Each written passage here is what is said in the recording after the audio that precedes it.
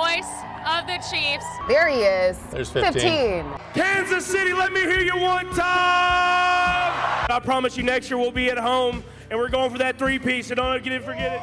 3 times, first time in NFL history, we doing it.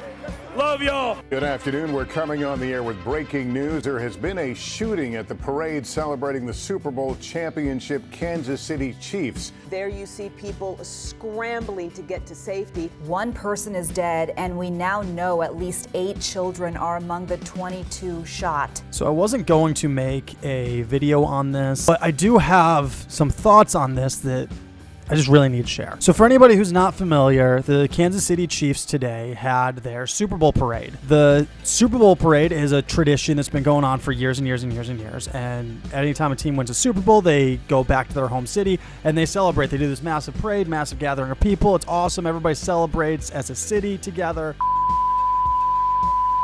Pete Carroll's talked about how the most special moment of his time in Seattle was bringing the Lombardi back to Seattle and doing the parade. Today, at the Chiefs parade, there was an active shooting situation that took place.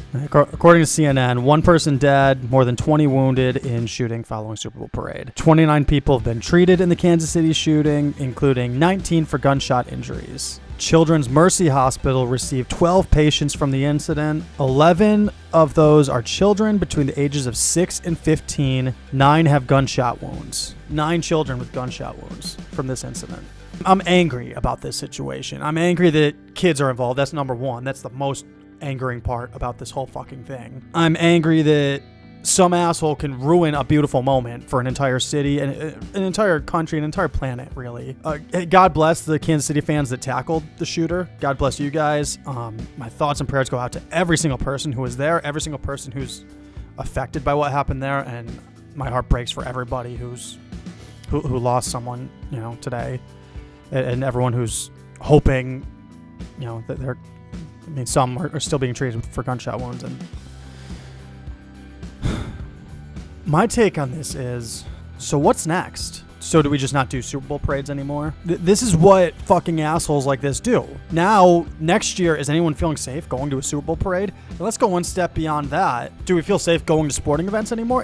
Anytime there's a mass gathering of people, we're seeing this happen more and more and more. Some psycho motherfucker decides that's their opportunity to do something fucking horrible like this. What's next? So do we just stop doing mass gatherings altogether? Should we just all lock down like it's COVID? From now on, are we just going to do... Remember in 2020 when the Buccaneers won the Super Bowl, their parade was them getting on they had like a group of boats and they went out and, they were on their boats. We all remember the clip of Tom Brady tossing the Lombardi from one boat to the other, his daughter telling her drunken father, "Daddy, don't," and then he does it anyways. She was the voice of reason. That was my daughter, so she's 8 years old at the time. And she goes, "Daddy, Daddy, no, no, no, no, no!" And that was a fun moment. But overall, the city wants to celebrate the Super Bowl.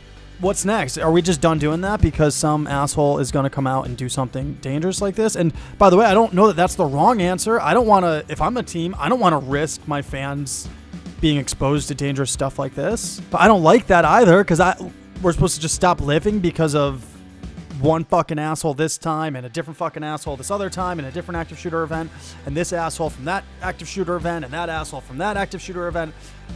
So we're letting these individual assholes ruin our lives. But on the flip side, I thank God a lot of times that I'm not a parent because I can't even imagine being a parent in this world right now. It's a horrifying fucking world. And I don't want to be negative, man. That's not what this channel's about. I'm not supposed to be here and be negative. It's just horrifying to me. I can't imagine sending my kid to school tomorrow and just being like, well, I hope the next asshole isn't in the school I just sent my kid off to. I can't imagine my kid telling me, hey, I want to go to the movies with my friends. And remember the Dark Knight shooting? I remember because I was a teenager at that point in time, the Dark Knight Rises shooting. I was a teenager at that point in time. I was 18 maybe. And I told my mom, because I was still living at home, I think I had just graduated high school. But I told my mom, hey, my friends and I, we're going to go to the movies tomorrow. And she's like, no, you're not. I'm like, oh, I'm an adult. I'm going to go. And I ended up going. That was me as a jackass 18-year-old being inconsiderate towards his mother. And sorry, Mom. I can't imagine being a parent. And tomorrow, my kid wants to go to the movie. Not that kids go to the movies so much anymore, but whatever. The mall, whatever it is that the kids do these days. What's next? And what's the solution? Because I sure as hell don't know. I don't have the solution. Everyone's going to have their thoughts on gun control, and hey, this is a result of too loose of gun control laws, and others are going to say, oh, well, if we make the gun control laws too strict, then the only people who have guns now are the shooters. And okay, so I think there's validity to both points if you're actually asking my opinion. I try not to get into politics and stuff like that here, but I think there is validity to both sides of that argument. I don't have the answer. I don't know what we're supposed to do. I'm glad that I don't make that decision. It makes me angry. And I don't know what's next.